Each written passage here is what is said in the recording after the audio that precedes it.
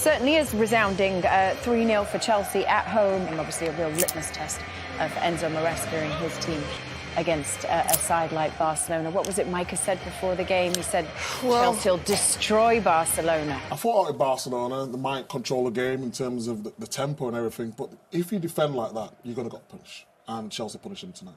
Moresca's doing a brilliant job with the squad that he's got. I still don't think the squad is like... Oh yeah, Mike has shown me. So the fourth in the Champions League group stages as well, league phase. Listen, I still think Chelsea is short in terms of winning the Champions League or the Premier League, but I think Moresca's doing a brilliant job with the squad he's got. It's not a bad squad, it's a good squad, but I think he's doing, well, certainly in the 18 months he's been at the club, I think he's done a brilliant job. A lot of managers find it tough. Don't forget the jump he's made. He's gone from the Championship with Leicester to Chelsea. That is a huge jump for a manager, and some managers find that tough, going from a smaller club in the Premier League to the top of at a top club in the Premier League. But he knows how to coach top-level football. Whether he'll eventually win the Premier League or the Champions League, who knows? There's a lot of competition in both competitions. But this guy he's got here, I think in the next few years, I think this fella's going to be a superstar. I felt that before the game, but I haven't watched him tonight. Obviously, Yamal was on the opposite side of him, if you like, but he's the one who stole the show. Esteval, you talked about him. Thierry, how much do you enjoy watching the young man play? I love a player that has a go at his fullback. When he gets the ball, there is no nonsense. He goes, he turns, he goes, he will see what's in front of him. There is no, like, that's what I'm saying at one point. We were talking about it on the show that we were together, Jamie, the other day. I was like, a guy like that, you have to let him paint. When I say about that, is cooking. Like, you don't go to the house of a painter and tell him to do what he needs to do. Let him paint, and then he will. You said you love the frame or you don't love the frame of what he did, you know, or the drawing or whatever he did. Let him cook. This is what he's doing. Allow him to dribble. Is he painting pictures? Everything. He's painting everything. The way is like, you wouldn't like to play against him. Not because, I'm not saying that you won't be able to stop him, but he's coming at you all the time. He's reminding me of, that's early doors. That's why I think Ryan Giggs was one of the best, because he's coming at you the whole game. Whether he's having a good game or not a good game, he's trying to test you all the time and see if you're going to stop him or not. And that's how it is as a winger. Will the frustration be for you then? Because I think what the point you've been trying to make, I think probably for the last year, is there's not enough players who excite you and get you off your seat.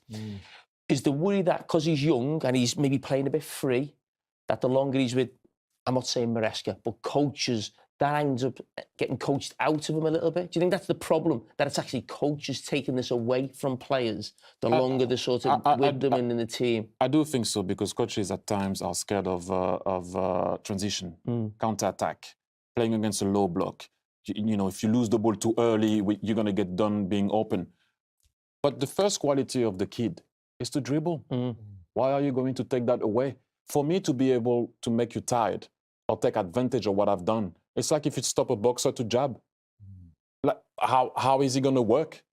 Like, if I don't go at you 5 to 6 to 7 times, you stop me, how am I going to have the 8th time? You go to the 8th time, you're like, oh, I can see he's tired now.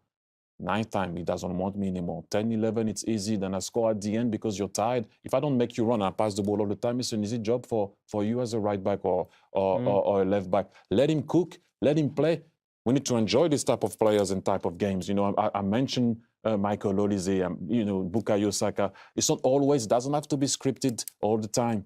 Pass the ball. Don't lose it. Did you say that to them?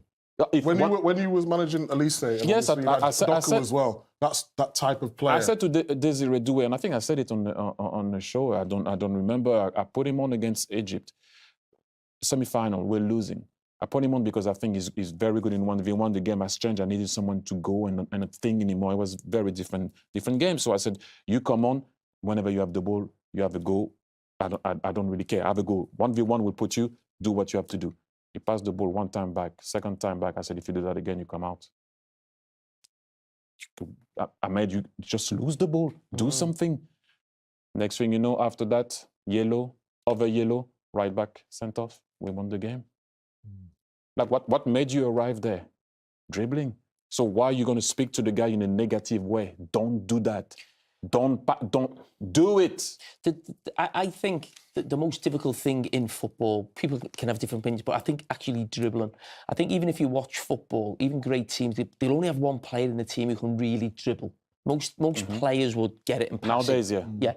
And when you've got someone who can do it, that's why we love Maradona. That's why it's just like when you see goals, like he's probably still got the most famous goal in football that everybody knows about, the goal against England, because you don't see players do that. It's so difficult. Even though we've all played at the top level, we know how difficult it is to dribble through players. That's why you're revered as the greatest player to play in the Premier League, because you've scored goals and you've done things that no one else can do. People can score a great goal or can be lucky or can be quick or can defend or can play a nice pass. We can all do that. We've all done that on occasions.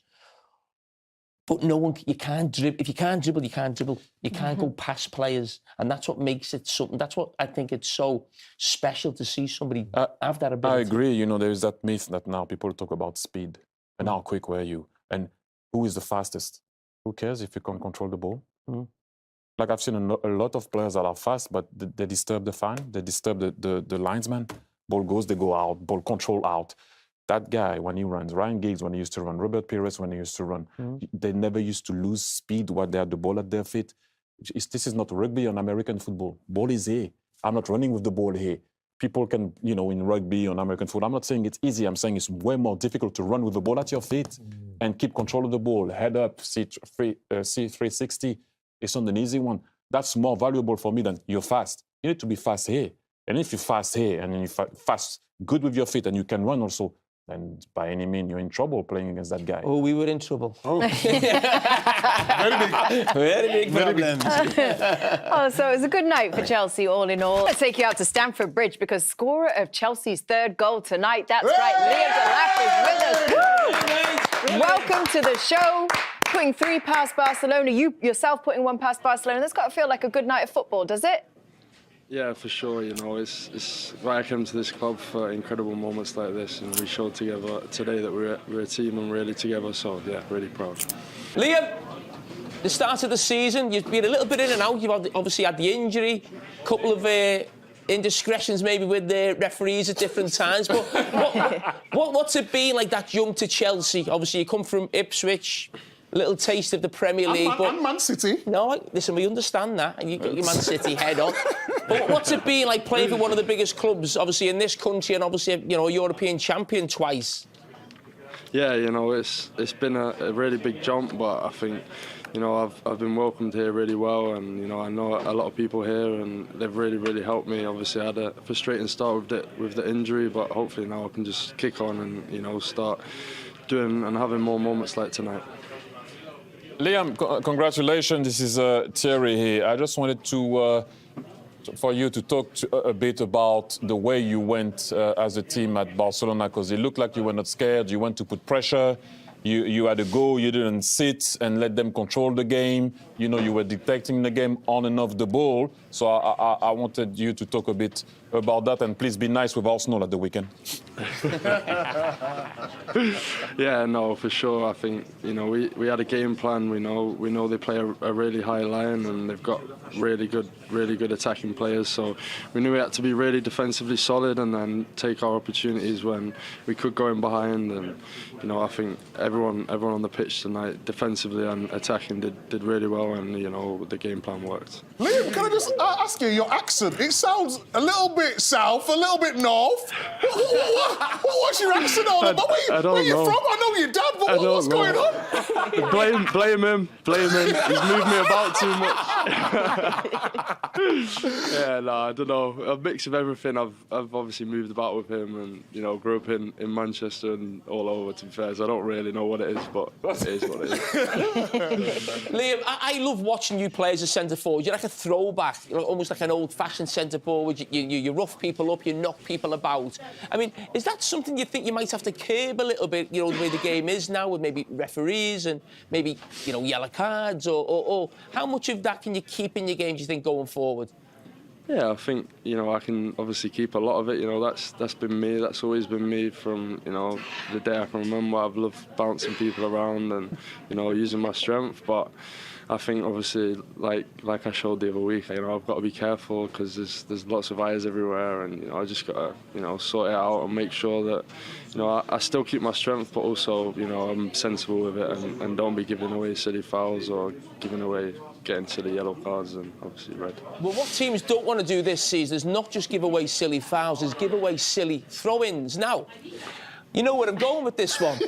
Is there any chance your dad, Rory Delap, could make a comeback at some stage this season in the Premier League? Because it feels like every team in the league wants somebody who can take a long throw-in. Yeah, I know. I think, you know, he'd probably be worth a lot of money nowadays. But yeah, no, he's probably too old now. But you know, he was here tonight, so I'm happy that he was here, and you know, he can watch me now, my little brother. So yeah, I'm sure he's proud. Well, I was about to thank you. The producers want me to thank you, but I've got a couple of more questions. The trim's looking magnificent. Where do you get that done, sir? Just round there. Oh, yeah? The boys. Yeah. Okay. And obviously you must watch the show. I know you're on Instagram and all that, and you know the social media. Do you follow each other? Well, no, I follow him. DMs? I follow him. Oh, have you not followed them back? I've not seen it. I followed him. So you know the show and all that. So we want to know who's your favourite on the show. I don't know. City connections. I might have to stick with that. Oh! Say it loud and proud, baby. But on a serious note, congratulations. Thank you. All the best for the rest of the season. You guys be nice with Arsenal. Be nice with Arsenal, guys. I'm not sure. Congratulations. Great achievement Thank getting you. that goal Thank you, against thank Barca, you, mate. thank Well you. done. Yes, sir. Thank you. Liam, thank you so later. much. Good to see you. Thank you. Bye. Lovely. If you met him on holiday, would you say he's a very nice lad? He looks a Would. nice boy, doesn't he? Yes, he does. Yeah. What defines a nice lad? You can just look at them, you can tell. What do you mean? You can see it in his eyes. He's Salt to the earth. So why McTominay's a Yeah. nice lad? Why? Because He looks humble. Okay. He's not giving it big time. Do I look He's not humble? buying big fancy watches and silly cars. Says a man with a Rolex on.